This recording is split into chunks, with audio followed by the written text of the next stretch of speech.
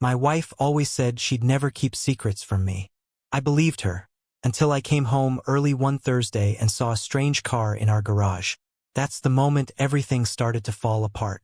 It was just after 11:30 when I got the call that flipped my entire world upside down. The school nurse said my oldest daughter, Emily, wasn't feeling well. Some kind of flu. Normally, they'd call my wife Lisa, but she hadn't answered her office, her cell, or the house line. So they called me. I was in the middle of a meeting at work when my phone buzzed. Honestly, I didn't think much of it at first. Lisa had probably stepped out or was showing a property. She's a realtor, and her schedule is all over the place. Still, something didn't sit right with me. I apologized to my team, grabbed my keys, and headed to pick up Emily. By the time I got there, she was pale and sluggish. I helped her into the car, strapped her in, and we drove home. I wasn't angry, just tired, concerned, and wondering why Lisa hadn't answered any calls. Then I opened the garage. That's when I saw it. Lisa's car was parked where it always was, but next to it, a dark gray SUV I didn't recognize. That's when I felt it. This cold rush in my stomach, like my body knew something my brain hadn't caught up to yet. I didn't say anything to Emily. I just smiled and told her to stay in the car. Why? I want to go inside and lie down, she said, rubbing her eyes. I know, sweetheart, but I think there's an exterminator spraying the house right now. Let me go check. Okay? I don't want the chemicals to make you feel worse. It was a lie. The first lie I ever told my daughter. I hated it, but I had to know. I left the engine running, cracked the window, and stepped quietly into the house through the side door. I expected, hoped even, that I'd walk in and find Lisa with a friend. Maybe grabbing lunch, chatting in the kitchen. No one was in the kitchen. No one in the living room either. Then I heard it. That laugh. Lisa's laugh, soft, girlish. The one I used to hear when she was genuinely happy. It floated down from upstairs. I froze. My heart started pounding. The only rooms upstairs were the bedrooms. I moved quietly up the stairs. Each step felt like walking through cement. I didn't want to see what I was about to see. I didn't want to believe what I already knew deep down. The door to Emily's room was open. Empty. Sophie's door was cracked. Her bed was made. Toys lined up neatly on the shelves. No one there. Then I heard Lisa's voice again. This time lower. Breathier. Oh my God. Brian. That feels so good. My stomach turned. Then his voice. A man. Calm, confident. See, Lisa? I told you. No one knows your body like I do. I leaned against the wall. My hands were shaking. I didn't cry, not yet. I just felt cold. Then I heard her say it. He tries, Brian. But Mark doesn't make me feel the way you do. You complete me. Every time you're inside me, I feel like I finally exist. I nearly dropped to the floor. I didn't rush in. I didn't scream. I didn't lose it, even though every fiber of me wanted to bust down that door and rip him out of my house. But I didn't, because this wasn't just betrayal. It was something else. Something darker. Lisa wasn't just cheating. She was tearing me down, brick by brick, while letting another man take my place in the bed we bought together, in the home we raised our daughters in. I moved closer, slowly, just close enough to see through the crack in the door. That's when I saw them. Lisa and Brian, her boss, the man I'd shaken hands with at her office Christmas party. They weren't just having an affair. They were smiling, laughing, comfortable, like they'd done this a dozen times before. I backed away. I couldn't look any longer. Somehow, I made it back down the stairs without collapsing. I didn't know what to do. Confronting them would just traumatize Emily, who was still waiting in the car. So I left. I opened the garage, climbed into the driver's seat, and quietly pulled out of the driveway. Dad, Emily said from the back seat, voice groggy. Where are we going? To Grandma's, I said. The exterminator's gonna be working all afternoon. It's not safe. She sighed and laid her head back against the seat. Okay, I don't feel good. Neither did I. I saw my wife with another man in my house on my bed. And I didn't explode. I didn't scream. I walked away because revenge works better when your hands are steady. I dropped Emily off at my mom's place. I didn't explain anything, just told her Emily had the flu and needed rest. My mom gave me that concerned look she always does, but I waved it off, said I'd be back later to pick her up. Once I got back in the car, I sat there for a long time, not moving, just breathing, just thinking. I felt numb, like someone had hit a reset button on my brain, but the only program still running was pain. I didn't go back to the house. Couldn't. Not yet. So I went back to work. Sat in my office with the door closed and stared at nothing. I didn't even realize I was crying until I tasted the salt. That's when I decided. This wasn't going to end with yelling or begging or breaking dishes. I wasn't going to confront Lisa and let her spin lies or tears into some cheap apology. I was going to build something stronger, cold, undeniable, and final. I was going to destroy both of them with the truth. So I made a call. Eric Morgan, my college buddy, one of the best tech guys I know, and now head of security at my company. He picked up after the second ring. Mark? You good, man? You sound like you got hit by a truck. Close, I said. Can you meet me in 30? Be there in 20.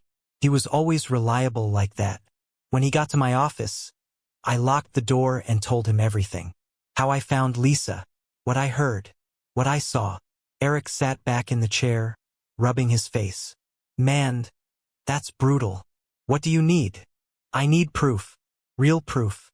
Video, audio, everything. He nodded slowly. Okay, I think I can help. We talked through it. He told me about a new line of wireless cameras and mics, small, high quality, easy to hide. They'd connect to my laptop and store everything to a secure folder. Motion activated. Silent. He even had a pocket-sized voice recorder I could slide under the seat in Lisa's car.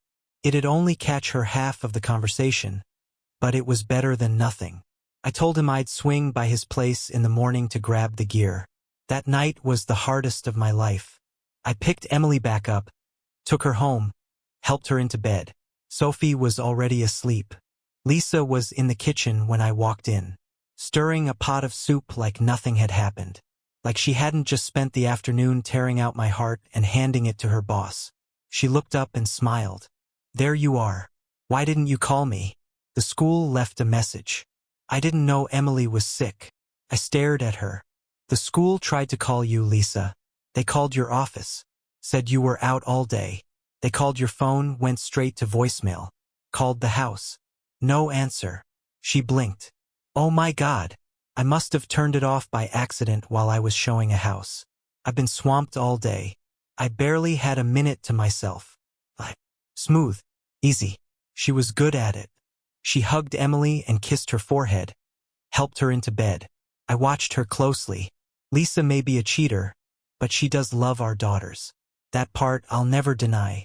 Still didn't stop her from turning our marriage into a joke. I told her I wasn't feeling great either. Probably caught what Emily had. Said I'd sleep in the guest room just in case. She touched my forehead. You do feel warm. Go lie down. I'll bring you some tea. I nodded and went upstairs. I didn't go to the guest room right away. I went into our bedroom. Smelled clean. Too clean. The window was open. The bed was freshly made. New sheets. She'd cleaned it. Tried to erase it. But I knew. I grabbed my toothbrush, shaving kit, and clothes for tomorrow. Then I left the room and went to the guest room. I lay there for hours. Couldn't sleep. Could barely move. My body felt like it didn't belong to me anymore. Around midnight, Lisa came in. Quiet. She touched my forehead again and left without saying a word. I kept my eyes closed. The next morning, she got the girls ready for school. I was out the door before she even came downstairs. As far as she knew, I was just a sick, tired husband trying to get through the day. But I had a mission now, and it had only just begun. You can't fight fire with fire. Not when your enemy thinks they're untouchable. You fight with proof, cold, brutal, undeniable proof. That's how you destroy them. The next morning, I showed up at work before anyone else. I brewed a pot of coffee I wouldn't drink, sat in my chair, and opened a notebook. I didn't write ideas. I wrote steps. Step 1. Gather undeniable evidence. Step 2. Cut her off from my finances. Step 3. Expose them both for what they are. Eric was waiting when I pulled up to his office at 9 a.m. He handed me a black case and walked me through everything inside. It felt like a spy kit. Tiny wireless cameras, mics, memory cards, and a discreet USB key to sync it all to my laptop. Set the cameras up in corners of the bedroom, living room, and kitchen, he said. This mic here is strong enough to pick up conversations in a 15-foot radius. You'll want one near the bed and one under the table. And this. I held up a small rectangular piece of plastic. That's the voice recorder for her car. Stick it under the passenger seat or center console. It'll record any conversation while the car is running. I thanked him. He didn't ask for payment. Just said, end them. That night I acted normal. Maybe even warmer than usual. Lisa was tired when she came home. She smiled like she was relieved I hadn't asked too many questions. Maybe she thought whatever storm she was worried about had passed. We had dinner with the girls. Sophie showed me a drawing she made at school. Emily still looked pale, but she was better. Lisa talked about a house she was showing, pretending everything was fine. After we put the kids to bed, I told Lisa I needed to get some work done and retreated to the garage. In reality, I waited until she was asleep. Then I moved. I set up the first camera in our bedroom, hidden in a fake air purifier I ordered weeks ago but never used. Another went inside a vent facing the bed. The third was behind a decorative vase on the dresser. One mic went under the bed. The other tucked behind a nightstand lamp. The kitchen was easy. A small camera inside the wall clock. Another behind the toaster. A mic under the table where I knew they'd sat together. In the living room, I hid one camera behind a family photo frame. Another went inside a fake candle on the shelf. By 2 a.m., I had everything in place. I checked the feeds from my laptop. All clear. All synced. I stood there in the dark, surrounded by the silence of a house I no longer trusted. I didn't cry. I didn't feel rage. Just focus. Like a machine. The next morning, while Lisa was making breakfast, I pretended to drop something in the driveway and slipped the recorder under her driver's seat. Done. Now I just had to wait. That day I went through the motions. Work. Emails. Meetings. But every break I had, I checked the feed. Nothing. The house was empty. That evening, I walked through the door like everything was normal. Lisa was wearing jeans and a t-shirt, sipping wine, music playing low in the background. She looked relaxed, like a woman with nothing to hide. She made dinner. We talked about bills. She kissed my cheek before bed. She didn't know. She had no idea. The next day, I checked the feeds again. Nothing. Another day passed. And another. It wasn't until Thursday at 1 p.m. that I saw it. Lisa's car pulled into the driveway. 10 minutes later, his car. The same gray SUV. I stared at the screen. Watched the garage door open and close. Watched them walk inside. Laughing. I didn't feel sick anymore. I felt ready. For the next 90 minutes, they moved through my home like they owned it. Kitchen first. Then upstairs. Back down to the living room. Like it was a routine. Like they'd done it 100 times before. Lisa wasn't shy. She giggled, whispered, kissed him like a teenager. They talked about how careful they'd been. How I would never figure it out. They were wrong. They were so wrong. After they left, I downloaded the footage and backed it up 3 times, hard drive, cloud, secure folder. This wasn't just betrayal. It was documentation, evidence, a weapon. I had what I needed. Almost. They weren't just cheating, they were laughing about it. In my house, while my kids were at school, while I was at work. That was the moment I stopped hoping for reconciliation. Now I just wanted results. I watched the footage twice that night. Not because I needed to confirm what I saw. I already knew. But because I had to absorb just how comfortable they were. Brian didn't act like he was doing something risky. He acted like he belonged. Like he was entitled to my wife. My house. My life. Lisa, she smiled. Teased. Giggled when he kissed her neck. She kissed him back with the kind of passion I hadn't seen from her in years. The worst part? She looked happy, like she'd finally found what she wanted. And it wasn't me. They talked while standing in my kitchen, right next to the fridge with our daughter's school drawings pinned to it. You think he suspects anything? Brian asked, casually leaning against the counter. Lisa sipped water and shook her head. Mark? Please. He's a sweet guy, but he's blind. Always has been. Too trusting. Sweet. Blind. Too trusting. It stung. But she wasn't wrong. Not anymore. The next morning, I retrieved the voice recorder from her car while she was in the shower, took it into my office and played it back. A few regular business calls, then one that stopped me cold. Her voice, low, intimate. Yesterday was perfect, she said. You're all I think about. I swear. I get goosebumps just hearing your voice. Pause. Yeah, I know. Thursday works. Same time. Another pause. No, don't worry about him. He's clueless. I didn't hear Brian's voice, but I knew it was him. She wasn't just cheating. She was scheduling it like a lunch break. I reset the recorder and slid it back under the seat. The next few days were quiet. Lisa was even more affectionate. She asked how I was feeling, brought me tea at night, rubbed my back, told me she missed me. Maybe the guilt was eating at her, or maybe it was her way of covering tracks. I played along, nodded, smiled, kissed her forehead. But I didn't kiss her lips. Couldn't. Not anymore. By Wednesday, I'd backed up everything, again. I labeled the files with dates and times, cross-referenced with her work schedule, and kept a master list of every lie she told me that week.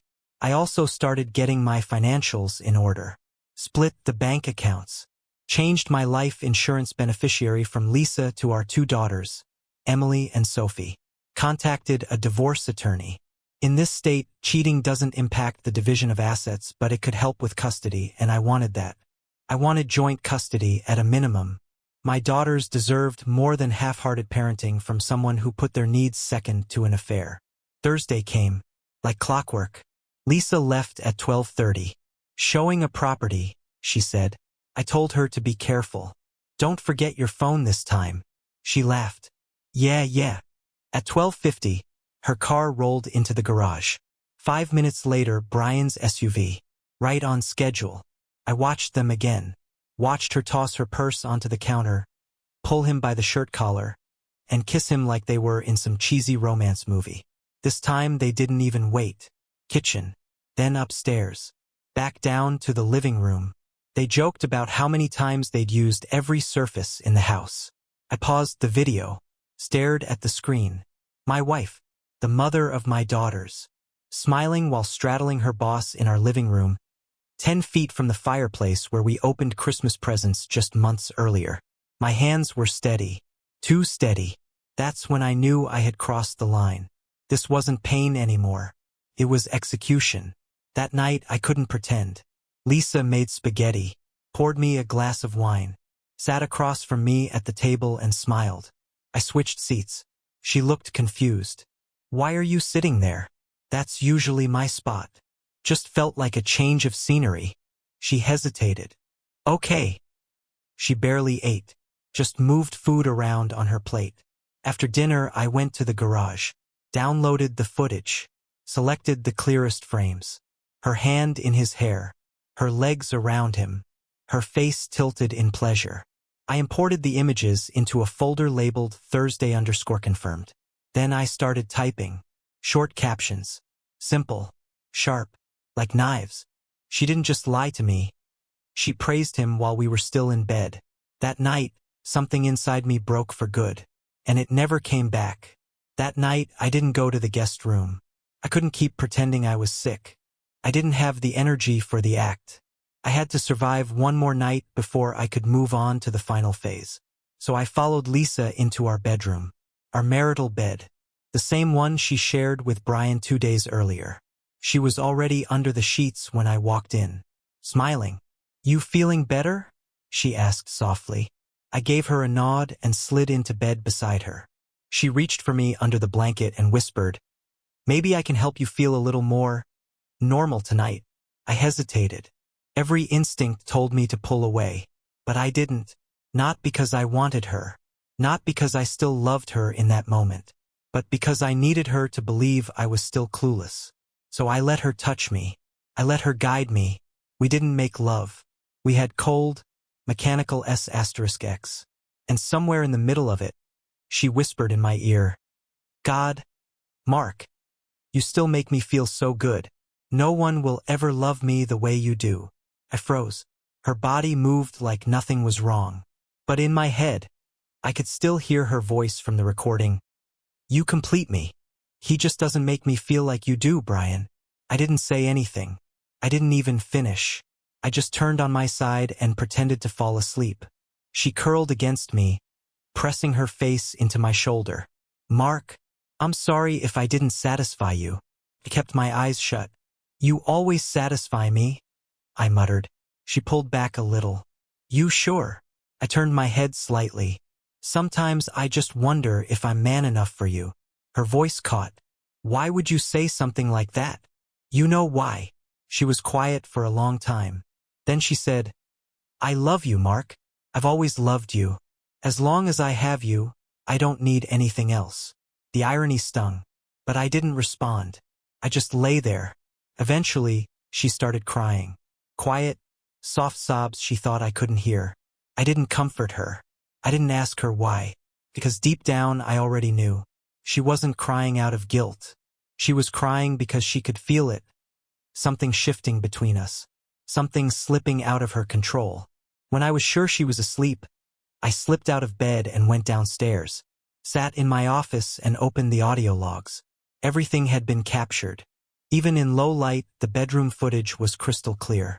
I made backups, labeled them, sorted timestamps, organized files into folders titled Living Room, Kitchen, Master, and Thursday Calls.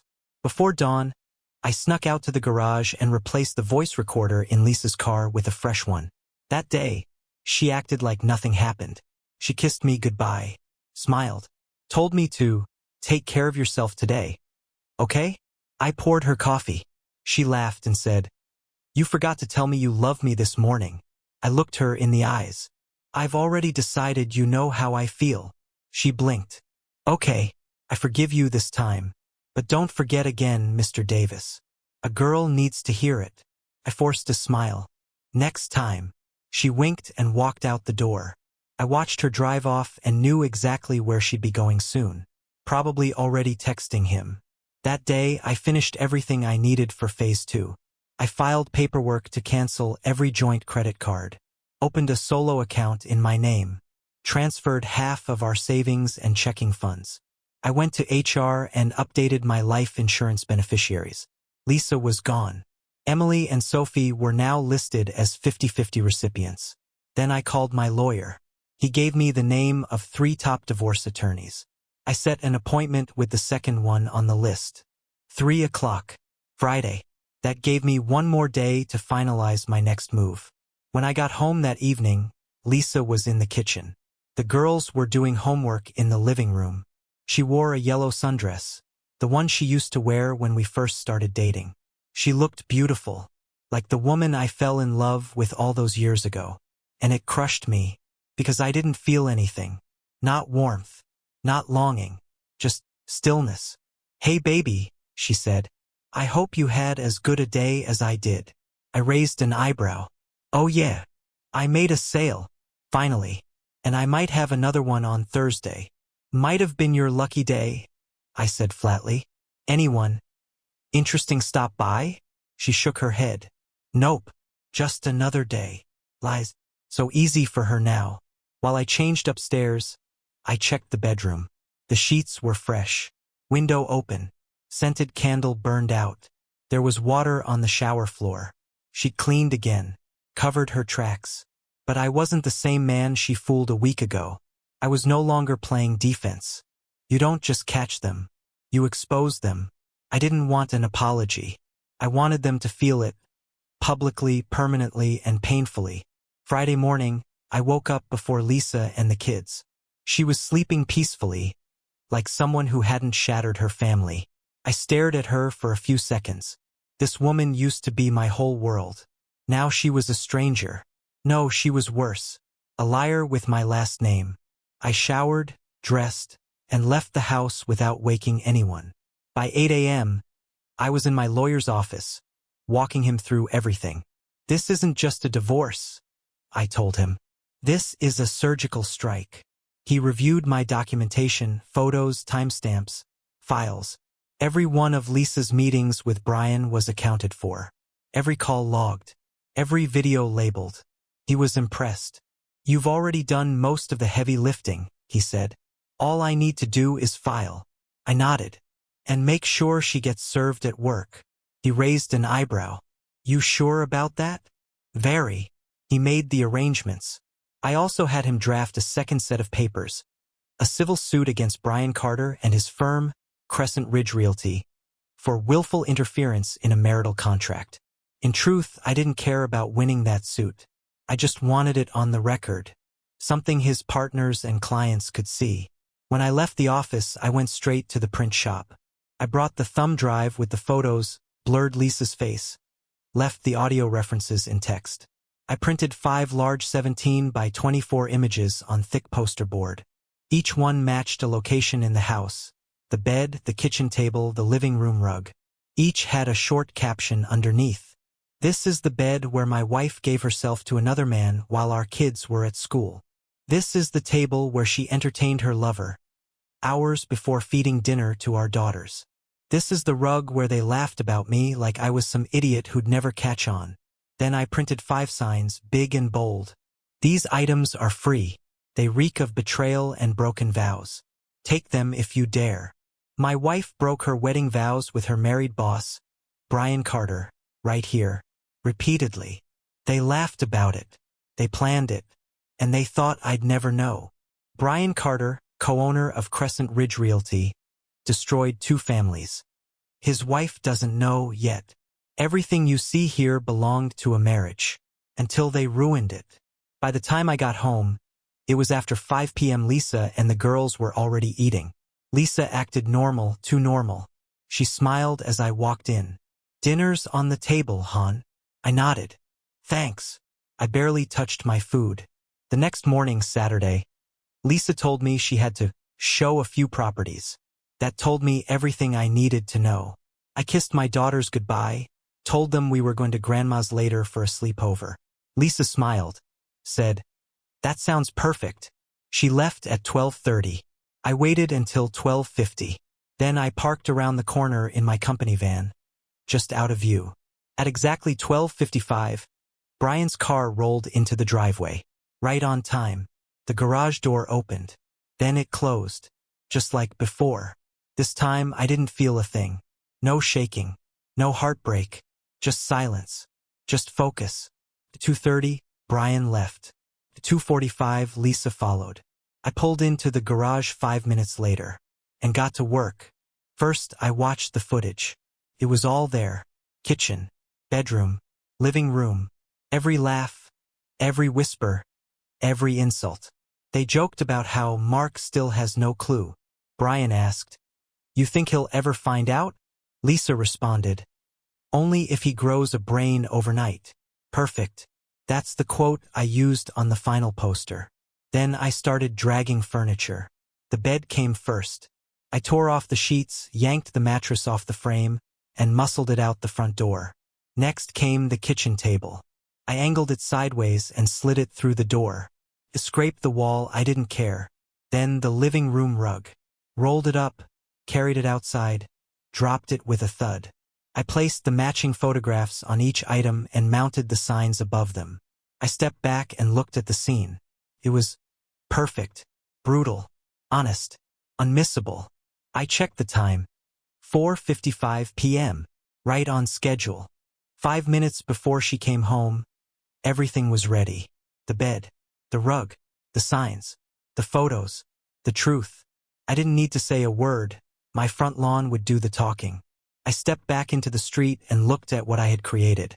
The bed where my wife betrayed me. The kitchen table where they laughed. The rug where they joked about my stupidity. Each item had its own massive photo above it.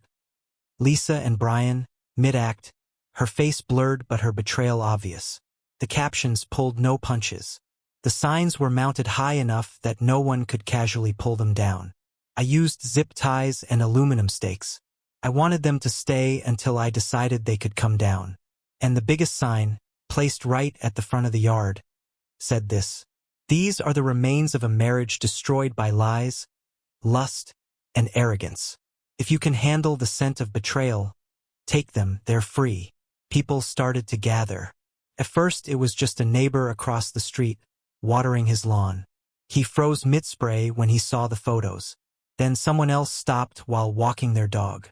Cars slowed down. A couple of teenagers took pictures. Within 10 minutes, at least 20 people were standing on the sidewalk, whispering, pointing, staring. Some looked shocked, others amused. Then I heard someone say, "That's Lisa, right? The realtor. Holy crap, is that her boss?" Another voice, "Dude, this is savage." A few folks pulled out their phones and started recording. I saw one woman dialing, probably the police. I didn't care. At 5:05, I saw her car turn the corner. It slowed almost immediately. She must have noticed the crowd. Then she saw the furniture. Then the signs. And then the photos. Even through the windshield, I could see her face go pale. Her car crept forward and stopped in front of the house we'd shared for over a decade. For a few seconds, she just stared, paralyzed. Then suddenly, she screamed. A long, panicked wail of disbelief. People turned and looked at her, then back at the signs. She didn't get out of the car. Her hands were over her mouth. Her eyes locked on the photographs. I watched from the window, calm, still. Finally, she looked up, and she saw me. We made eye contact through the glass. She looked like she'd seen a ghost. Tears already pouring down her cheeks. Her mouth opened like she was trying to speak. But nothing came out. She didn't move. I didn't blink. For a moment, we just stared at each other, husband and wife, strangers now, with everything between us stripped bare and nailed to the front yard. Then I closed the curtain. That was it. I didn't need a confrontation. I didn't need her screaming or lying or apologizing. The silence said more than words ever could. A few minutes later, the police showed up. 2 officers, calm but serious. One of them knocked. I opened the door. "Sir," he said, glancing back at the scene. "We've had a few calls. Neighbors are concerned about, indecent material." I nodded. "I understand. You want me to take it down?" He looked back at the photos. "Listen, off the record. If it were me, I'd have done worse. But yeah, we're gonna need you to remove the images. The signs too, ideally. Give me 10 minutes. Appreciate it." They didn't write me up. No ticket. Just a quiet understanding. They knew. I walked back outside and started unfastening the signs. I left the furniture out there. Let it bake in the sun like a monument. Lisa had already driven off by then. Sped away, actually. She didn't come home that night. I didn't hear from her at all. But I didn't need to, because at that moment, I knew the mission had been accomplished. Everyone knew. The neighborhood, her coworkers, anyone watching the videos people posted online. I didn't just call her out. I carved the truth into the street where we lived. And her silence? That was her admission. I didn't need to yell. I didn't need to throw punches. All I had to do was tell the truth loud enough, and let it echo into every corner of their lives. The next morning, I woke up with a pounding headache and a dry throat. But under that, somewhere deeper, I felt clarity. Power. Peace. Not joy. Not relief. Just certainty. Lisa didn't come home that night. The girls were still with my mom, safe and blissfully unaware. I looked out the window around noon. The bed, the table, the rug gone. Probably picked up by someone who thought free outweighed tainted. Only the mattress and the sheets were left. I figured I'd burn them later. Around 3 p.m., the real consequences started to fall like bricks. First came the call from my lawyer. "They've both been served," he said. "I was there to witness it.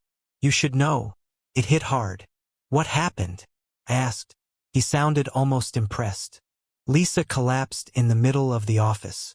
Started sobbing. Screaming your name. "Brian," he snapped.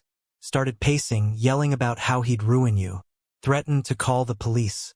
His partners locked themselves in a conference room. And they came out with checks. One for Lisa severance. One for Brian his buyout. I blinked. Wait. They bought him out? Yep. Corporate clause in their charter. No tolerance for moral compromise. Once the photos hit, they didn't waste time. They gave him a check and walked him to the parking lot. Lisa too. Fired on the spot. No one even said goodbye.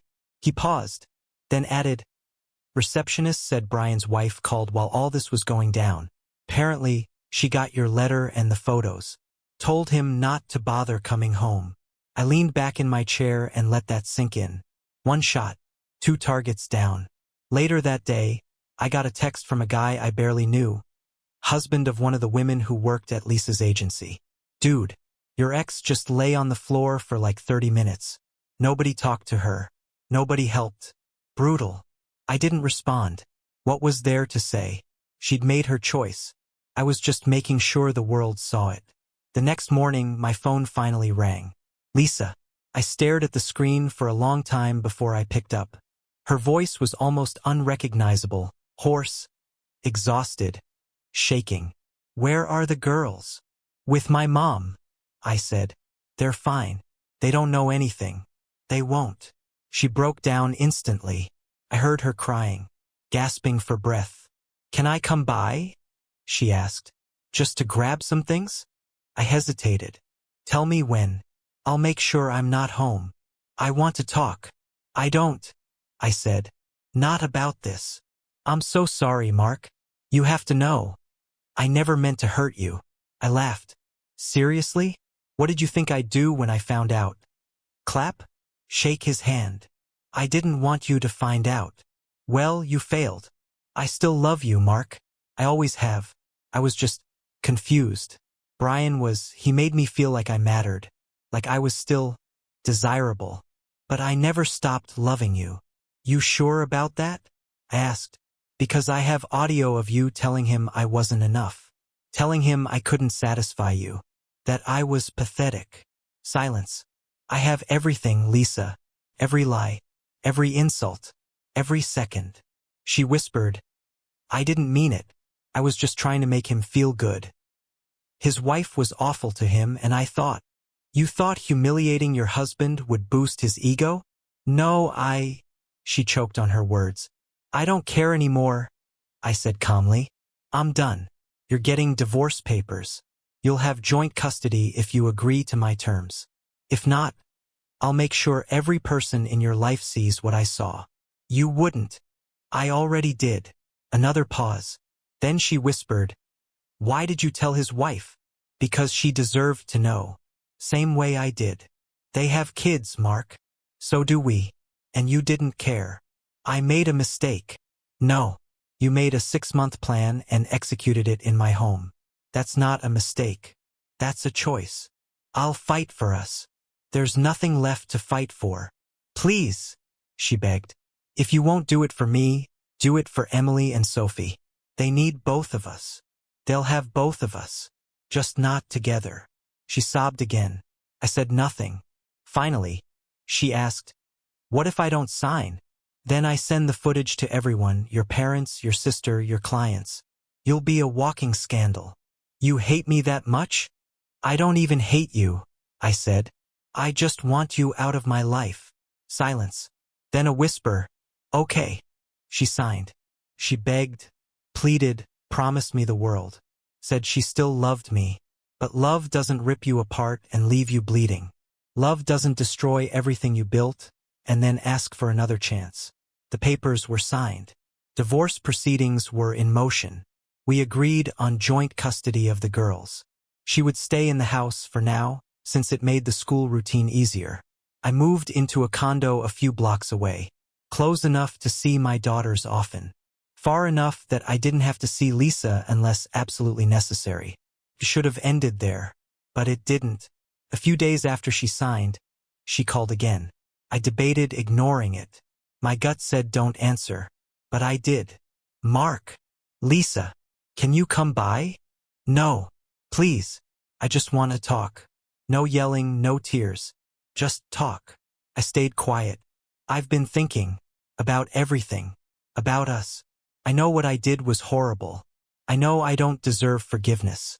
But I can't stop hoping, just a little, that maybe we can fix this. Someday. No, not even for the girls? Especially not for them. That threw her. Lisa, I said, steady and cold. Do you really think our daughters should grow up watching their mother get a free pass for what she did to their father? I didn't say that. Yes, you did. Every time you ask me to come back, you're asking me to forget what I saw, what I heard, what you chose to do. I just want a chance to prove that I'm still the woman you married. You're not, I said flatly. You killed that woman with every lie you told him. Every time you said I wasn't enough. Every time you laughed about me behind my back. That wasn't real, Mark. It was just part of the game. He needed to feel superior because his wife belittled him. And I needed to be humiliated for that? No, I didn't mean to hurt you like that. I was caught up. I got lost. Lisa, you didn't get lost. You mapped it all out. You scheduled it. You planned every Thursday down to the minute. That's not lost. That's commitment. I could hear her breathing, shaky and low. I still love you, she whispered. I closed my eyes for a second, then said, you don't love someone and humiliate them like that. You don't love someone and let another man call your bed his. She started to cry again. I didn't flinch. Mark, I'm broken. You broke yourself, Lisa. And you broke us. I wish I could take it back. You can't. A long silence followed. Then she asked the question I knew was coming. Is there any part of you that still loves me? And I told her the truth. There's a part of me that will always love the woman I thought you were. But that woman died the day I stood outside our bedroom door and heard you call him your man. She started sobbing. I let her. Then I said the one thing I knew would make her stop asking. I don't love you anymore. Not even a little. Silence. Then she hung up. Later that night, I checked the last voice recorder I had left in her car, just to confirm that there were no more secrets. On the drive home, she'd called Brian. Her tone was cold, detached. We need to stop seeing each other. No, I'm serious. He found out. Everything. His lawyers served us both. I lost my job. You lost yours. No, he's not taking me back. I ruined everything. There was a pause. Then she said, I don't even know if I'm mad at him. He didn't scream. He didn't hit anyone. He just showed the truth. And now there's nothing left. And with that, she ended the call. I erased the file. Didn't need it anymore. I had everything I needed. Closure. She lost her job. He lost his reputation. I lost the life I thought I had, but I walked away with my soul intact and my daughters by my side. That was enough. It's been over a year since the day I took our bed and threw it on the lawn. People still talk about it. Some call it savage. Others call it brilliant. A few say I went too far. But no one calls it untrue. Because I didn't lie. I didn't exaggerate. I didn't need to. The truth was enough. Lisa and I are officially divorced. Finalized 6 months after she signed the papers. We share custody of Emily and Sophie. They live with her in the house, and I take them every other week. We kept it quiet. No screaming matches. No dragging the girls into it. We agreed on one thing. They didn't need to know the ugliness behind the scenes. Just that mom and dad loved them, and things were going to be different. And that was the truth too. As for Lisa, she's not the same woman anymore. I don't know if that's because she changed or because I finally saw her for who she always was. She got a job as a secretary at a retirement village a few towns over. Nothing like the career she had before. From what I hear, no real estate agency wanted to touch her after the scandal. Even though I never shared the full videos publicly, the whispers were enough. She never dated again. At least not seriously. Emily once told me she heard her mom crying in the bedroom. Said she missed how things used to be. I didn't ask for more. Brian Carter, he vanished from the professional world. Word got around fast. Real estate is a small circle, and nobody wants to hire the guy known for sleeping with his employee and tanking his own firm. His wife, Megan, divorced him quietly. moved to a different state with their kids. I heard she's dating a police officer now. Good for her. She deserved better. Brian tried to reach out to Lisa once. She blocked his number. I guess he wasn't so complete after all. As for me, I stayed single. Still am. I'm not bitter. I just don't trust easily anymore. It'll take time. Maybe a long time. But I'm okay with that. I spend my time focusing on the girls. Picking them up from school, helping with homework, showing up for every game, recital, and science fair. I don't miss a second, because I know now how fast things can disappear. Sometimes Lisa tries to talk to me when I drop them off. She'll ask how I'm doing, mention a memory, test the waters. But I keep it short, polite, distant, because I'll never go back to who I was when I loved her. That man is gone, and I think she knows it. One night, I overheard Sophie telling her sister, "I think Dad's stronger now." That hit me harder than any of Lisa's lies ever did. Because it was true. I didn't just survive this. I built something stronger from the wreckage.